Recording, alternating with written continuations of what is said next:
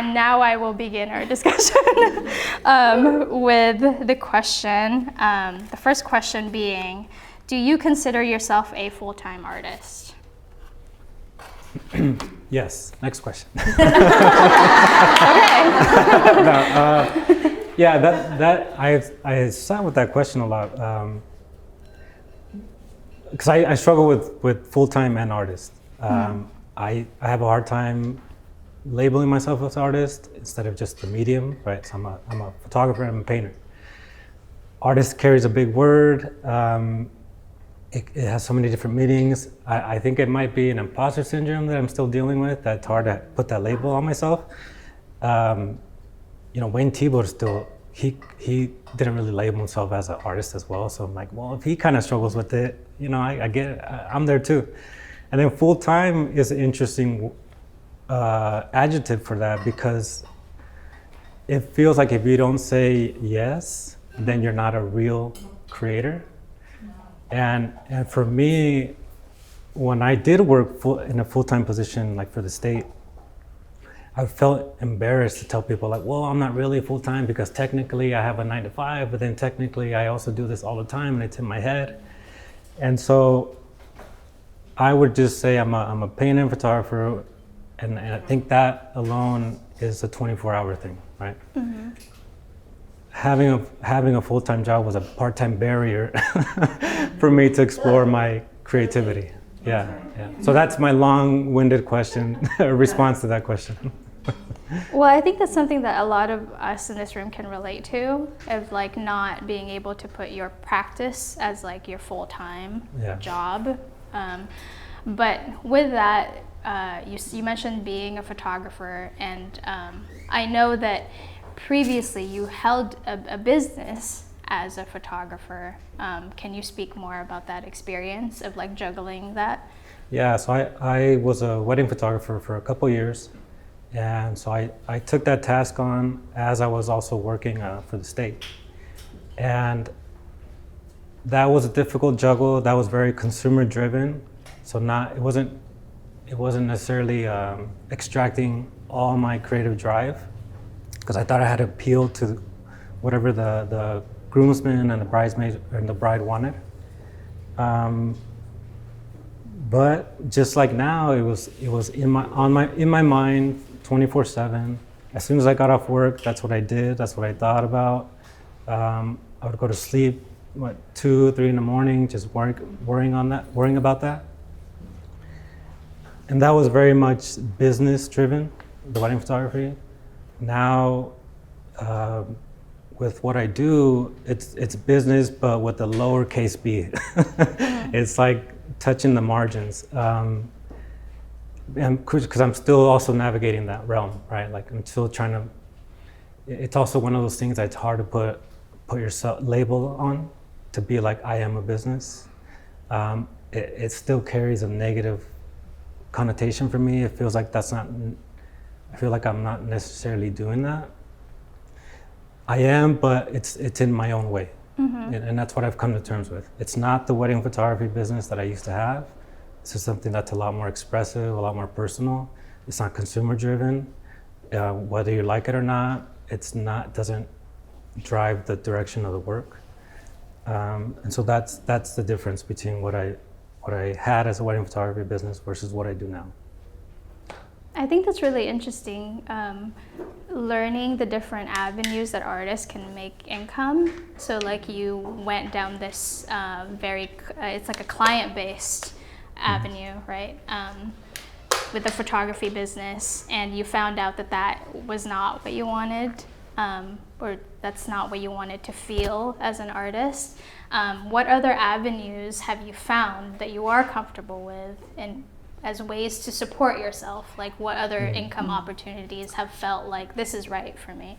Yeah, so it's 3 areas. It's one, it's direct to the collector, and that again, that's not driven by what's the feeling out there, what people want.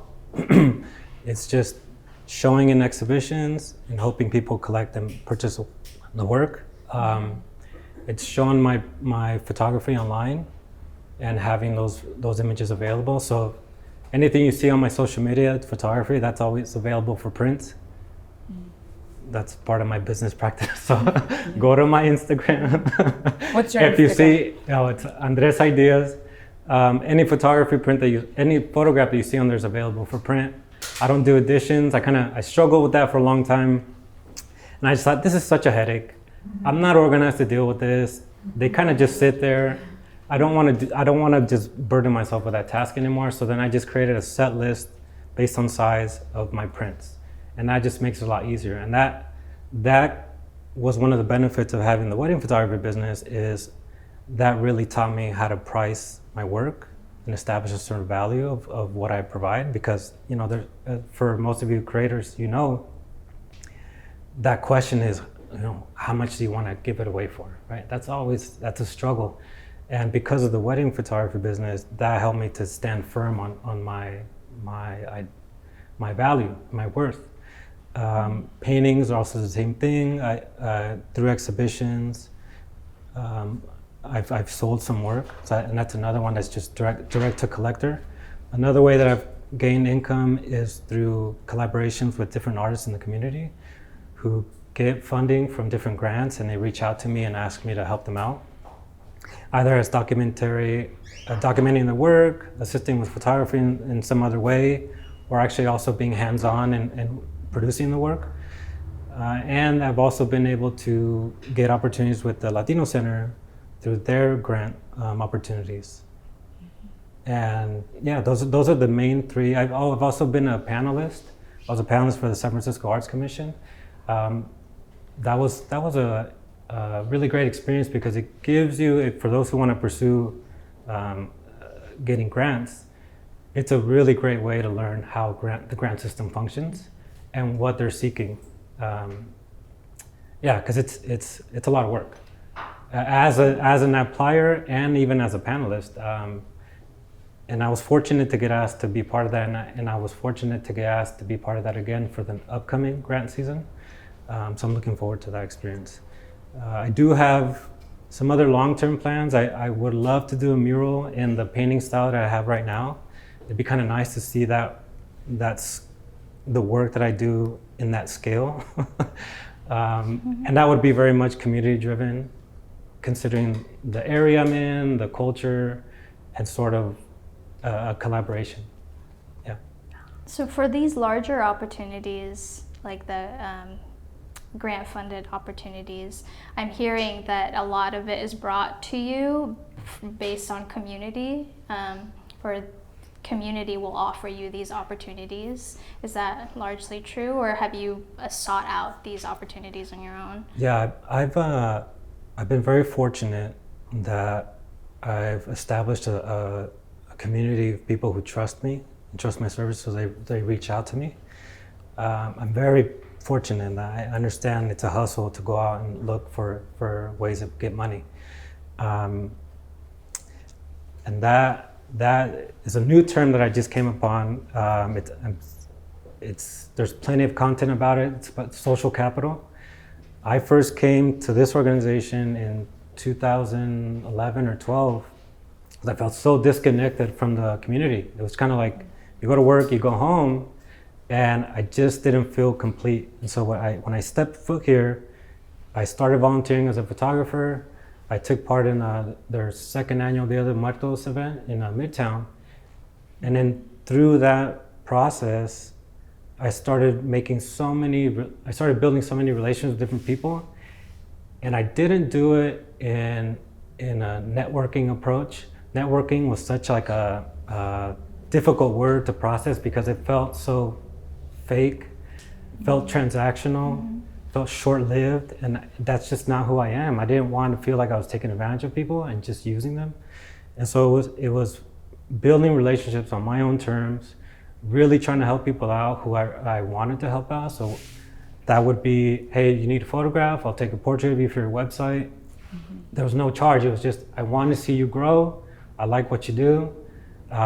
Also, hey, I have a project. You mind helping me out? Sure. And then through those years, I've gained enough trust and respect from people that they've reached out to me and to collaborate on these projects. I do seek out some open calls through Instagram, through the California Arts Council, through Cafe. I'm sure you're all familiar with that, the callforentry.org. And I'm still new to the City of Sacramento, the Office of Arts.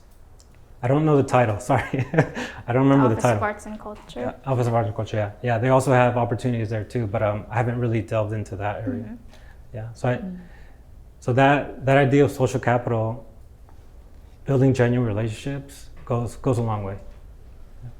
So one of the questions that I wanted to ask was like, how do you decide which projects to pursue? And I think you kind of answered that, right? Based on what feels like right, emotionally correct for you as an artist. But how do you establish your value in these projects? Like, how do you ensure that your needs are met as an artist? Because I think that's something we all struggle with. Yeah, well, I mean, the first thing is I'm a father. Taking care of my kids is very important. So if it's a project that I can still balance with my family life, that's the first thing. That's the first rule for me. My kids, they didn't decide to be here. We brought them here, so it's important that I take care of them. Especially at such a young age, their brain development is so important to me that I have to be around. I have to be with them and help them.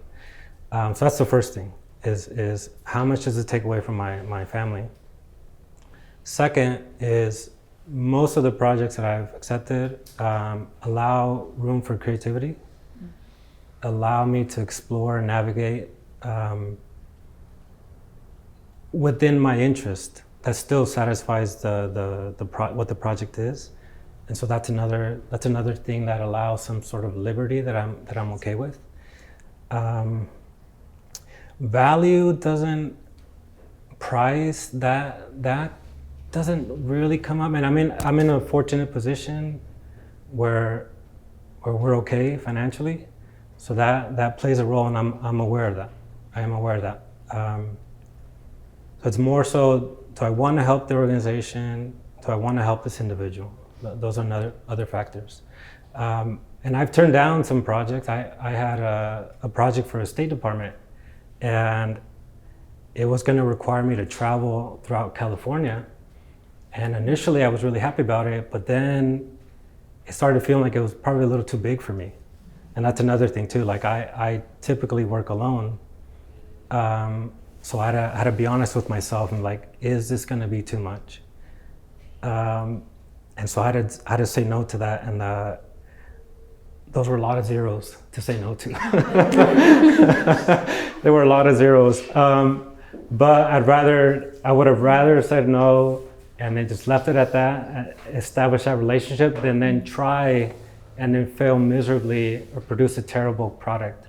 Because I didn't want to do that either. You start burning bridges. You also start feeling terrible about yourself. I don't want to take that on. There was another project I got asked to do in South Sacramento that after several meetings, I realized, well, I'm not a really good fit for this. And so I also had to step out from that. And those were also a good number of zeros to say no to. But I have to be honest with what I'm going to bring to the table and what it's going to inspire me to do. Yeah. I hope that inspires artists to kind of define what value is to them. So for you as a father, your family is extremely important. And because you're fortunate enough to have financial stability, maybe that aspect of it isn't such a high priority. But for, let's say, like emerging artists, because there are some emerging artists here in the audience, including myself, as someone who's been in the field for a really long time, when you run across situations where you don't feel valued as an artist, like how do you deal with that? Oof, I had that come up with a collector from LA. They asked me about certain works, so I sent them the information and context about the work. And then they came back and wanted like some sort of like clearance deal where I'll pay you one for the price of three. And this was somebody who based on their activity online, it's like, oh, this person really supports the community. They're very fortunate financially because of their career. And so they're getting hit with that was like, wow, that's unexpected. And what that made me think of, there's this great story of Picasso when he lived. He's early on in his career. There was an antique shop. There's a series that addresses this, where he goes to the antique shop because he's desperate for money. He doesn't have any food. And so the owner tells him, I'll give you 700 francs for the work. Picasso gets so mad he leaves, takes a step, stops and realizes, I need the money. Goes back. The guy says, well, the price has just gone down. Now it's 500. So again, he grabs his stuff, he leaves, stops himself, is like, I need the money. He goes back in, the guy said, well, now all I can offer you now is just 300 francs. And he accepts it. And then later on, that's what sort of determined how the Steins found Picasso's work. So that was in my head with this LA person was, am I missing my opportunity with the potential Stein? Do I have to weigh value versus potential opportunity? But I had to sit with myself and say, no, you're not gonna disrespect me like that. And so I had to tell him no, but I had to do it in a very gentle way, right? Like that's another sort of balance that you have to have, right? It's easy to be cold to somebody, just tell them it's ridiculous, it's outrageous you would offer that, how dare you, et cetera, et cetera. But I'm also trying to be careful in the relationships that I build, while also honoring my self-respect and my value, because I know what goes into work.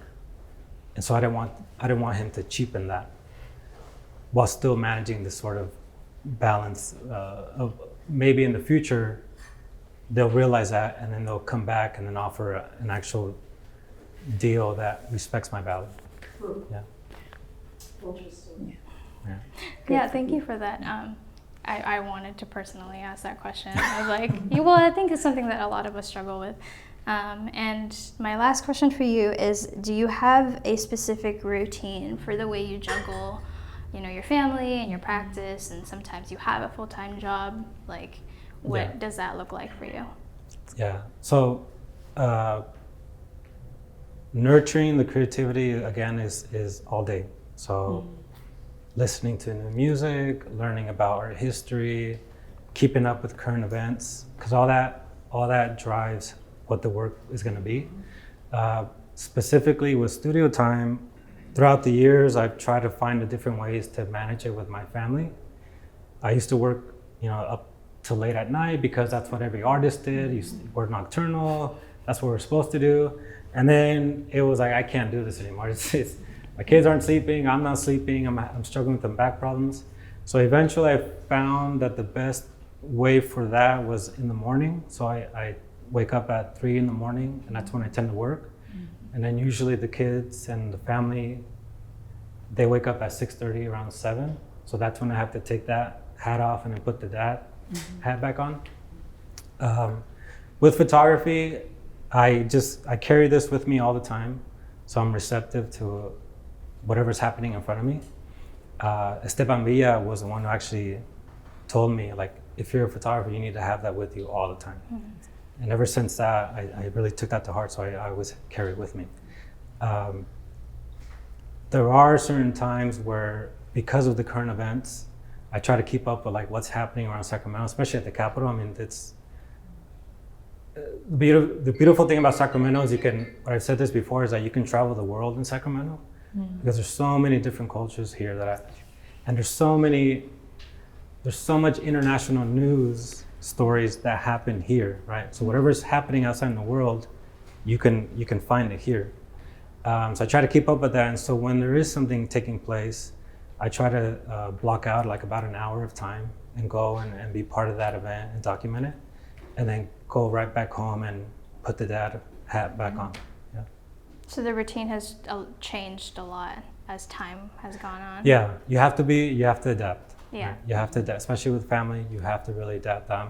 There was a time where I really struggled with that, it was just artists creating brain all the time. And I was really just taking myself away from the family. And so fortunately my wife checked me. She checked me. It's like, hey, yeah, I get it. I want to support you, but we have to find that balance. And so that's eventually what I've established now helps satisfy that balance. I think that's a wonderful note to end this section on. And I wanted to point our attention to Alma and ask questions about. Good. I feel like I'm taking notes over here. I wanted to ask you more about the organization. Specifically, what are the opportunities that Latino Center can offer to artists, including Andres? Oh, yeah. Well, in terms of opportunities, I always say one thing we do have is space. So we have a gallery, we have the space also to do performances, the exhibitions. I think when I think of opportunities, I'm like, it's an open book. So I'm in this mode of like, if there's ideas that folks have and things that when they come to this space and there's like, what if we do? I'm like, yes. So I'm not like, we'll find the money. We'll find what it takes. I think it's more of when folks have that creativity or things that they see and vision to see here, it's having that conversation to figure out like, what would it take? And I think that's my organizing heart. That's like, what would it take for us to make that happen? But definitely, I mean, this is a space where, our gallery is open to those emerging artists or artists who want to showcase, uplift their work. During our cultural events, there's always space for also like booths if they want to showcase their work or sell their work. I think that's also the other important aspect. So it's funny because when you were mentioning about the mural, so we've been looking at this space and I've been looking around it, and there's a lot of blank canvases, blank walls. So I've been having some also like conversations with the city of like, what do we need to do to have some of these murals going up? And so once you said that, I was like, oh, check. Because now I'm just looking for the funding. I'm like, what would it take? One, to make sure we're taking care of the artists. So I'm learning a lot from our artist community and from my friends of also their journey and their experiences as artists. And I think there's this one concept, starving artist. That when I heard it, I was like, what? Like, what is this? Like, why is that even a thing? I couldn't grasp just my mind around that concept. And I'm like, why would that be a concept? And so I think as I learned of their experiences, I want to be able to help set the tone as like, how do we take care of the artists, the people who make the magic happen, the people who bring hope to our community? And also, be able to uplift them, but not having to put that burden on them to upfront the money or the cost or the expenses, but do that ahead of time. So the opportunities are open. I think it's more like, what are the ideas, right? Like, what are the things that folks would like to see here? And then my job is just to make it happen. And I think that's where the accountability is like, hey, let's put a date on the calendar. And I think it's also just, finding the funding. I know the aspect of funding is challenging. I think I had to go through my own, the last year and a half, 2 years, so through my own journey of figuring out also why it was so hard to ask for money. Like, oh my God, it was hard. And I learned from someone, we have to do our own internal work and understanding also why is it so hard for us to ask for money.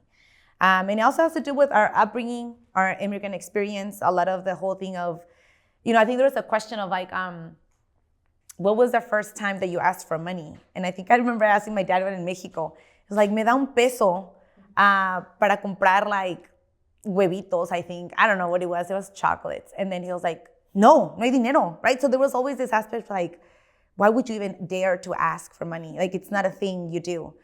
But I remember that was my first experience. And I think growing up, it's always sort of making the best of with what you have. You don't ask, but you make the best of, the situation with what you have. You're super resourceful. But I've always seen too that community always comes, they show up and they support. But I had to do a lot of that internal work because it was hard. It was hard to, once we're like seeking, sitting in front of funders and you're like, you just ask the question and don't say anything else. But now I think of it as a challenge, as a good challenge. So that's why when I put it out there, like, what are the ideas? And when you mentioned even the mural, because we're looking at that wall as the freeway, it's a huge canvas. And then there's some walls throughout the center, like this beautiful building, we want to give it some color. So my job now is just like, no, let's bring in those resources. And I also do believe that people want to give. Oh, yeah. And we just have to be like, yes, we And want to. Yeah, that's important too, the cultural idea element that we're born resourceful, but understanding, but there's funding opportunities. So balancing that out, right? Go look for the grants. They're there. Yeah. Yeah, I think I had this conversation with someone in our audience earlier, where it's like you're allowed to ask. Yeah. And teaching yourself as an artist or arts organizer how to ask and what to ask, and to not flinch when you're asking is like really important. That's true. I feel like we should do a training just on that. I don't think we grew up being able to like, you can ask, and they're like, now you can. I'm like, okay, this is the opportunity. I think that would be a training, actually. Yeah, I think that would be a wonderful idea. I wanted to go back to what you said earlier about inviting people to come to the space. How would anyone in the audience who want to get familiarized with Latino Center, or if they have an idea, how would they go about making that idea happen? By all means, make sure you leave with my contact information. But I feel like this is a hidden gem. Not a lot of people know of this space. And I tell folks, it's interesting because when we do have students come to tour, and they always think, they're like, yeah, we thought that the bus driver like took the wrong turn, or like the GPA is like, was like wrong, like can't be here. And then they see, the mount police. Once they see the horses, they're like, okay, this is kind of cool. But I think it's also the aspect of uplifting this space. And I tell folks, this space gets transformed based on your vision, literally. I think even for like our Dia de los Muertos event, which is the event or the program that brought me also to, get more involved with the Latino Center. It's the idea that the space gets transformed, and then you're in an immersive experience. So I think it's definitely following our social media. That's the one where we have the most up-to-date information as to what's happening.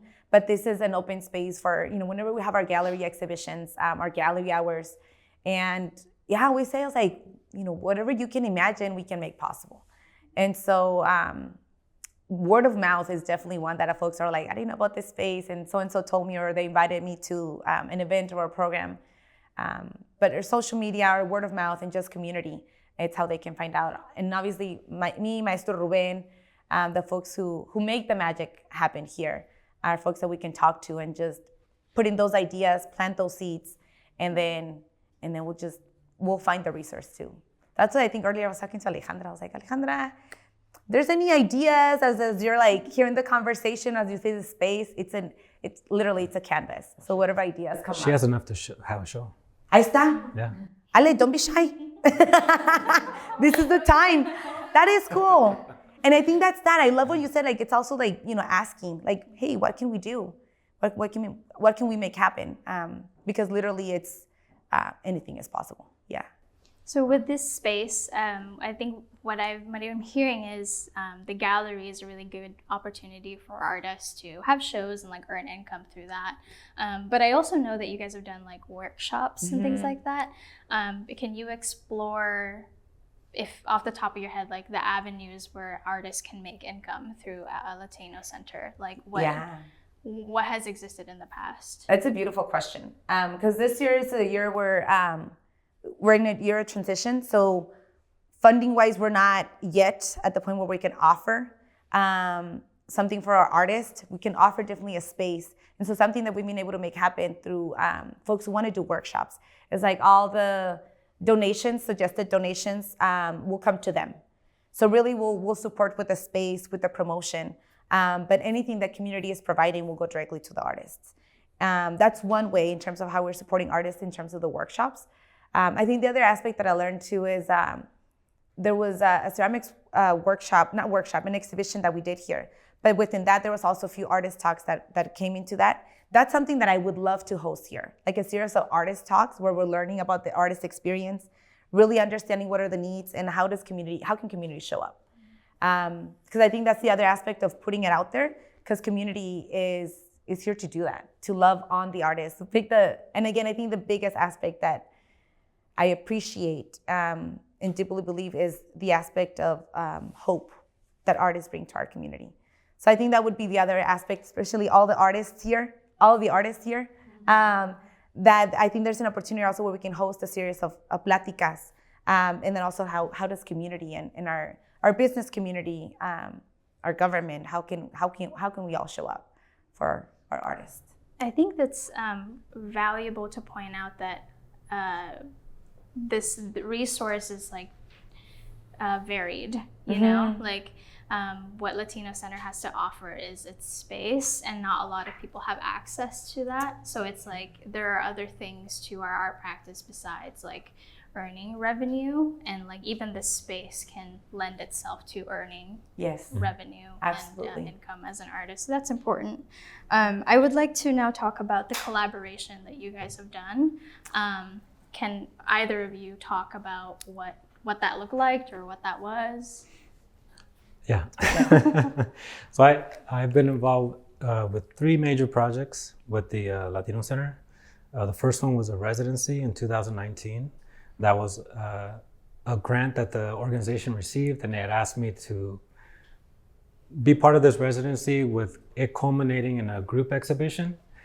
That was a wonderful experience. It was my first time organizing a group exhibition, so I reached out to several different artists, friends or people who I wanted to be part of this show. And then like Alma said, this space was completely transformed. And so when people walked in here, they had no idea that you could do that. So that was a really nice opportunity. And then the second one was the Sacramento Artists Corps, and that was during 2020. So the organization got a grant from the city of Sacramento to do I think it was a collaboration between different organizations, and that asked me to be a mentor to young adults, to teach them how to take photographs with their phone, to document their experience during COVID. And that was a really difficult process emotionally, because of what these young adults were experiencing. You know, if any of you can go back to that, there was so much uncertainty. A lot of these individuals, their parents were essential workers, so they had to work every single day. And so there was that possibility, at least that I thought, they may never see their parents again. So it was a very emotionally challenging project. But it was at the end of it though, it was very rewarding as well. And the young adults were part of Brown Issues. And the last project that was the most recent one. That was archiving the print collection of the Latino San Martin culture. That took several months. What I did is I photographed all their silkscreen prints and poster prints collected since the inception, since the origins of the organization. Yeah, so I think what's cool is that, I mean, I wasn't part of the Latino Center of Art and Culture when we collaborated. Yeah. So I directed, I used to work with Brown Issues. And so a lot of the work was with young people, so developing the leadership skills. And so for me, it's always looking for opportunities where they can be exposed to opportunities and always think about also how they see themselves as artists. But I think that 2019 one, it was the Luchador exhibition. And so I myself happened to also be part of that. There was a photography with she was on the walls. I was, huh? Yeah. I think what was really cool, so we had some of the young people also put on masks. But at that time also there was a voter campaign that we're doing. And the idea was to change the narrative about what voters look like. So it was young people, brown young people, and they wear this shirt that says voter. So the idea was also to amplify and change the narrative of that, of what typically a voter is or looks like. And I think what was cool too is once we added that sort of element of the máscara and the lucha libre, it was very empowering. Just also know the cultura, what the lucha libre stands for, and also the campaign that the young people were leading. That was 2019, and then 2020. I think that was a very powerful, collaboration. One, because of just how difficult the situation was in 2020 with COVID, and then everyone is just connecting via Zoom. But Andres, I appreciate and commend the work that you did. I learned a lot because there was just even an understanding, like one, how do you use your cell phone to take pictures or to capture and document, right? Like your experience during COVID. But also, I think, I know I learned a lot because even as a, I don't know, someone who thinks that I'm able to take pictures, I'm like, I'm not a good photographer. So I think some of my best pictures came after your workshop. But I think also one thing that I learned, and I think for artists or photographers or emerging photographers, it was a workshop that you did about how much does your eye see? And then versus when you're, I don't know, years in the making as a photographer, you're able to capture, understand, see more elements. Sometimes I would just be like, oh yeah, here's a camera, versus taking a step back and looking at the bigger aspect of what's happening. But I say that because I think a lot of our youth also took on that skill set and began doing more with that skill set. Yeah, that was that was tough. Yeah. So it was interesting looking back on those projects and thinking, hey, Alma, we've been working together since these two things. The struggle with the residency is it was a great experience, but unfortunately the shows were cut short. There was a big storm that knocked over the power line out here, so the show had to close. And then it reopened, and because the director at the time felt so terrible, so I said, okay, we're gonna keep it, and then we'll relaunch it next year. So next year was March 2020, and so when it launched, that's when the quarantine. That's when we had a quarantine, and so it was closed too. So it was just, speaking of like lucha, right? Like this show was trying to fight for it to be shown, but it didn't happen. And each project kind of carried their own little struggle. Emotionally, the Sacramento Artist Course, that was a really challenging one. It was also a challenging experience for me to teach photography, right? I'd never really done that before. So that required a different part of me to move forward with this project, to learn about myself. And it was actually a great experience to help better my photography because I had to refresh myself on what these tools were. And then the digital archive was difficult because I had to do a lot of sitting down computer work, and I have a really bad back. So at the conclusion of that project, I ended up with a herniated disc. But hold on. I'm here, so I'm okay. What that led to was me learning about neuroplasticity. And that really helped change my years of struggling with back pain. So neuroplasticity is really quick. I mean, this would be great too for any of you. With your creativity and then managing stress and those sort of things that come with creating. It's about rewiring your brain. For those of you who have any sort of injuries, sometimes you get stuck on that pain, your body tightens up and shuts down, it contracts into like a really strong fight mode. And then what you may not realize you're doing, you start limiting yourself on your opportunities because there's a fear that you have now that you might return to that pain or it might worsen. And I had to realize that that's what I was doing. So essentially, like if you have a canvas and you're in the middle, you start blackening it all out because you start fearing that those directions are going to cause this back pain. And so I had to learn how to whiten all that out, erase it, and just learn how to re-navigate my pain. And that really helped. So that's why I say it was, it led to that, but it was a positive. Yeah. Is there any other, one of my questions was going to be, were there any challenges to these projects, but you already answered that. Yeah. Did you want to add anything as far as challenges? Yeah, challenges or successes to the project? Well, I think both, but I think definitely, the aspect of capturing,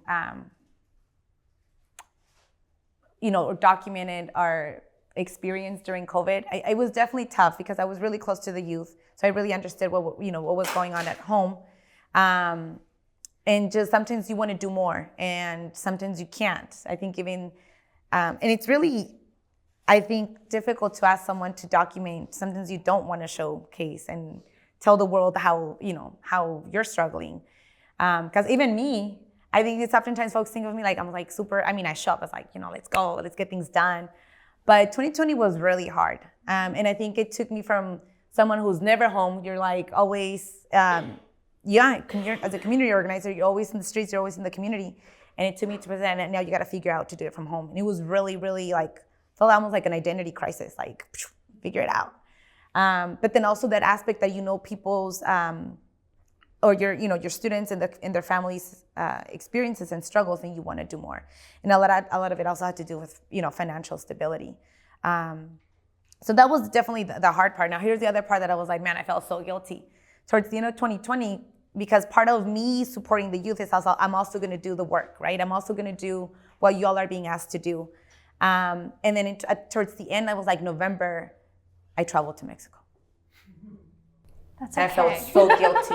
Yeah. I know. Okay. I was like, here are my pictures. But even that, right? Because it was such a contrast of the world. Because some of the folks who were able to, or had the privilege to travel, and navigated that, and they were at the beach, and because some of the pictures also capture communities who are trying to make ends meet during the pandemic. And then you had sort of like this complexity of like folks at the beach, and then you have young people carrying cans and collecting cans. And it was heartbreaking. So you kind of just gets you in a place where you're understanding the world and how the world is trying to figure it out and navigate. So that was a lot of guilt. But I think it also took me to like the skill that I was learning of documenting how on this other side, how the world was navigating and adapting to the pandemic. So I feel like I got a lot of a skill set too in terms of understanding like, what is my role now, right? Like, how do I take this opportunity to also showcase how other folks are trying to survive? I think the other benefit to collaborating with organizations, especially when they receive grants for emerging artists, you learn that there's a sort of direction you have to navigate, right? You can't just do whatever you want. And that's really good practice for anybody who's just starting out. There's this money out there, but there's parameters too. Mm-hmm. So how do you navigate those parameters, but also still remain true to yourself? And the other good thing too about collaborating with organizations is they're people who want to help you, right? They want to see you succeed. And if you're fortunate enough, you'll get ones who will tell you the truth. They'll be honest with you and where you're going. Not to put you down, but to really help build you up, right? And to support you in your direction. And those are also really great points for any emerging artist to explore those sort of opportunities. Just last thing I'll say about the Chicano Archive, it was also really neat to hold, right, this history in my hands that I had. These were works that were at the beginning of the Chicano movement. There were also works that weren't meant to be on walls. They were meant to be on the streets. And so there was several prints that were damaged, that were ripped. There was footprints on them. And so you got to see like, oh, this was the inception of it. This was the point of it. And so that was a neat experience. That was a really neat experience. And that's all I want to share about that. No, this is all good. And then I wanted to ask if you had any advice for artists who wanted to professionalize their practice, because I'm sure that there was like a transition too between deciding being like a hobby artist and deciding to prioritize it. So what do you have to say for artists who are in the middle of that? I would say one, definitely watch the Tonic videos on YouTube.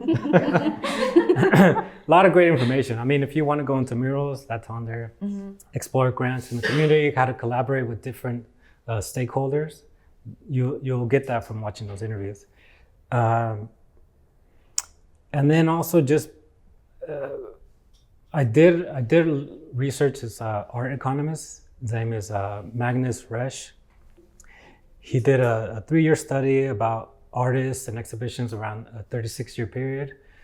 And what he realized was that who you know really mattered in your trajectory in art. So that goes back to really building your social capital in your own way, however you want to explore that.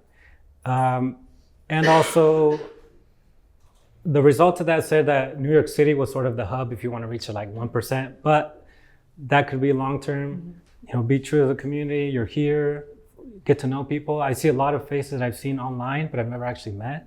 Like I've seen you, I've seen you. Yeah. Oh, that's cool. So that's cool. Like that's the beauty about things like this. And then also remember that the grind grinds. So take care of yourself, right? Really take care of your mental health. Take care of yourself physically.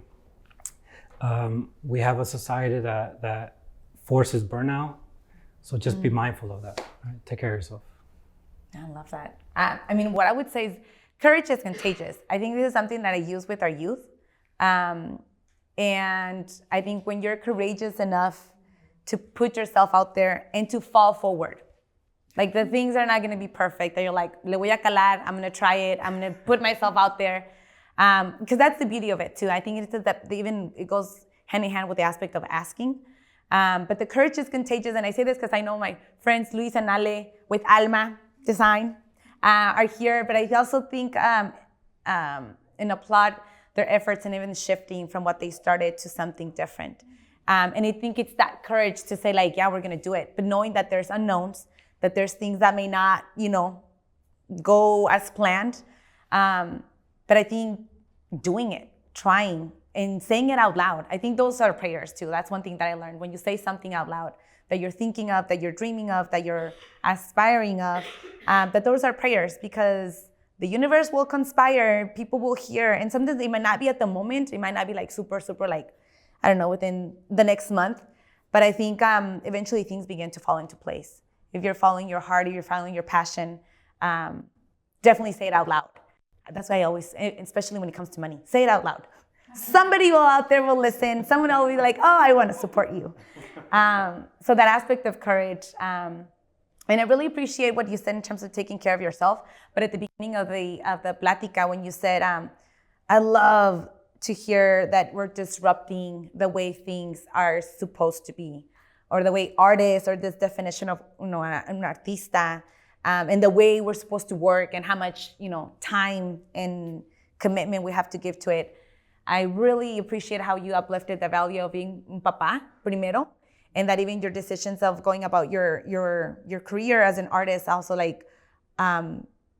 is around, being a un papá, right? And I think that's also disrupting the idea of how we're supposed to do things.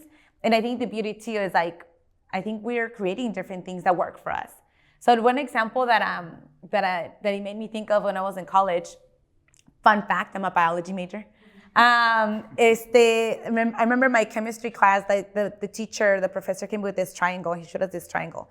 And he's like, if you want to be successful in my class, here's 3 things that you need to know. There's family, there's school, and there's work. Family/community, right? So he's like, you have to choose 2 in order to be successful. Either you choose your family and school, but you better not work to have enough time. And if you choose work and school, you're not gonna have a social life. Just know that out of the get-go, right? And so then he was like, and if you choose family and work, then forget it. You're gonna flunk my class. You're not gonna have time to study. And then when he was showing me, then I was like, no. I was like, that doesn't work for me. And it was so interesting because he's showing this sort of model or formula to the class, a huge class. Very few people of color. But then I was like, yeah, that doesn't work for me because I go home every weekend. I have to work, and I obviously am here because I'm gonna, get my degree. But it was sort of this idea that I was like, oh yeah, that doesn't apply to me. That's a model that doesn't apply to a lot of our community members. So I say that because it makes me think of that there's maybe models or ways of thinking that don't apply to us. So we have to create those new pathways and then allow other people to be like, you don't have to follow that. You could do this, or you could do your own path. But as long as you're putting yourself first in your family and what you truly believe. I learned from una profesora and a mentor. She said, Alma, the first revolution starts at home. And that can be interpreted as home within yourself, right? Doing all the internal work and doing all the things that you need to do differently. Or home being literally your casa, your familia. That sometimes me as a community organizer, I feel like I'm trying to solve all these issues. And then I'm like, oh man, I have to really hone in and figure out the things that are happening at home so then I can also be able to give more to my community. But I say that because I think nothing is written on stone, and I think you create your own path. And as artists, I think you create that aspiration and that new hope for emerging artists. So, do you. Thank you. Thank you.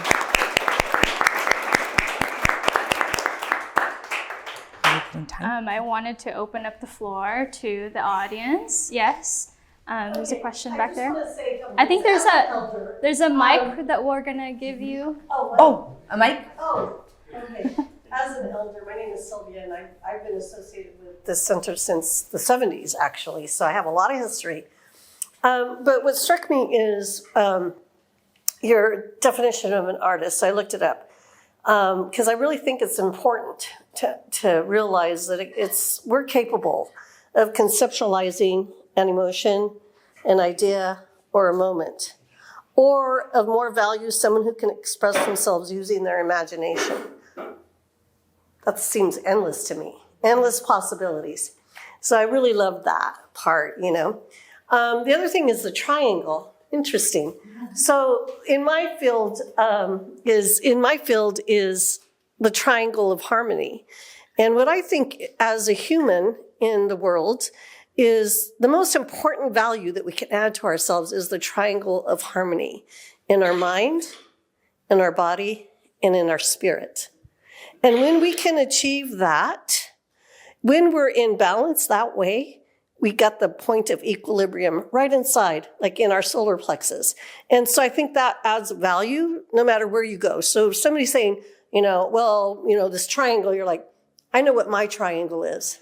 And that is how I feel like as an artist, as a human, we can connect in that way universally in the triangle of harmony. I love that. Thank you. Thank you. Thank you. Appreciate that.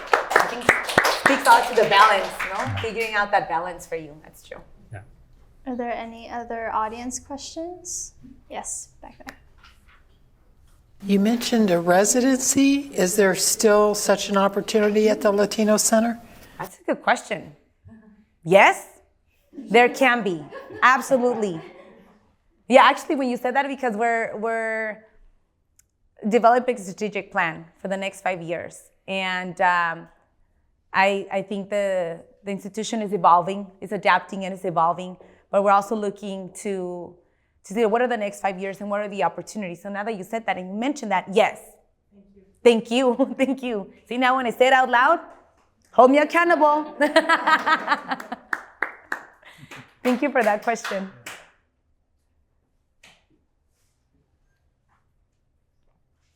I just wanted to thank you all for having this event here. Thank you, Justina, for inviting me. I had never been to the Latino Center for Culture and Arts before. Yeah, it's my first time, and I get to see my friend Ruben's art on the wall. So I'm like, what have I been missing? And I get to meet Andres in person because we've been friends on online for some years now. Yeah, so it's been a while. But so thank you so much for this talk, and thank you so much for sharing kind of your experience and kind of the wisdom that you've kind of acquired over your time, and I think the aspect of having a family tends to narrow your focus. You know what your priority is depending on the type of person you are, but that's a really a defining factor or a factor that kind of helps everything else fall into place. And I know for those of us who, maybe in different situations, it might be harder to prioritize, what is important in terms of focus. But thank you for kind of sharing that aspect or your experience of that. There was something that you said, talking about mental health, talking about how you feel about yourself. Besides being an artist, I'm also a teacher. I teach metalsmithing at a community college up in Rockland. And we're going through our teacher training this week, and we're talking about all these different aspects of centering the students and how to be better educators. And And everybody knows the new, well, I guess he's not new anymore, but the president of SAC State, J. Luke Wood. He has been an extensive researcher in education, especially in community college.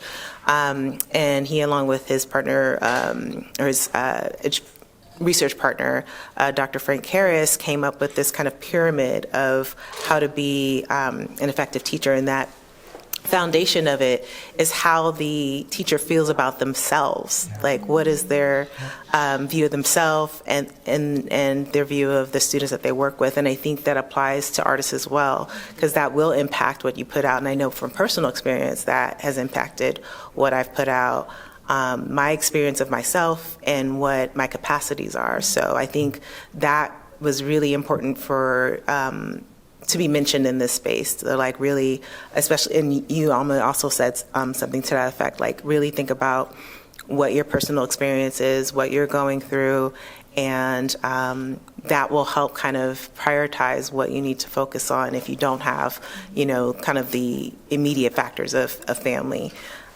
So that's Great. about it. Great points. Yeah. Thank you Thank for you. that. Yeah. you.